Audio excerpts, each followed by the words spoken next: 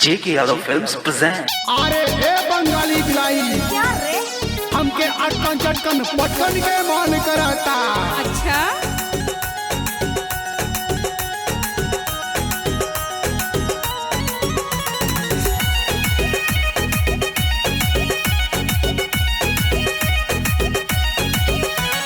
हमहू तो हई बंगाल वाली पारी का तू निहारेला हमके हर घरी।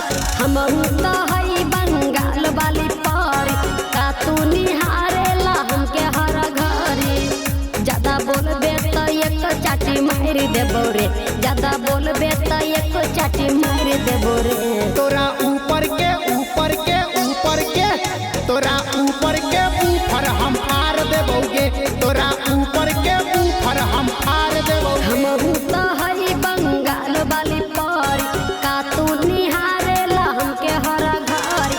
हमहू तो हई बंगाल वाली पारी का तू निहारेला हमके हर घरी। ज्यादा बोलबे तो एक चाटी मार देबो रे, ज्यादा बोलबे तो एक चाटी मार देबो रे। तोरा ऊपर के ऊपर के ऊपर के तोरा ऊपर के ऊपर हम फाड़ देबोगे, तोरा ऊपर के ऊपर हम फाड़ देबोगे। बंगाली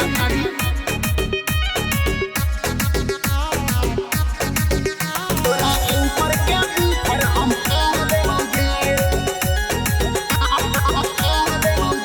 आरा छपरा ही लैनी अभी लाइव मोतिहारी। तो वहाँ जी के लइका तोहर गर्मी उतारी। आरा छपरा ही लैनी अभी लाइव मोतिहारी। तो वहाँ जी के लइका तोहर गर्मी उतारी।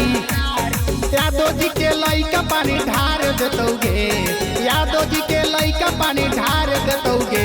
तोरा ऊपर के ऊपर के ऊपर के तोरा ऊपर के ऊपर हम फाड़ देबोगे, तोरा ऊपर के ऊपर हम फाड़ देबोगे।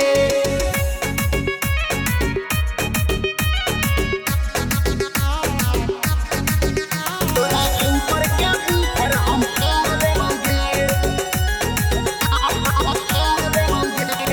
कथी तोरा मन में बाबू झतानी बतिया। बिलवा के साथे बिताइल न रतिया। कथी तोरा मन में बाबू झतानी बतिया। बिलवा के साथे बिताइल न रतिया। जेके यादो 500 देतोगे, जेके यादो 500 देतोगे।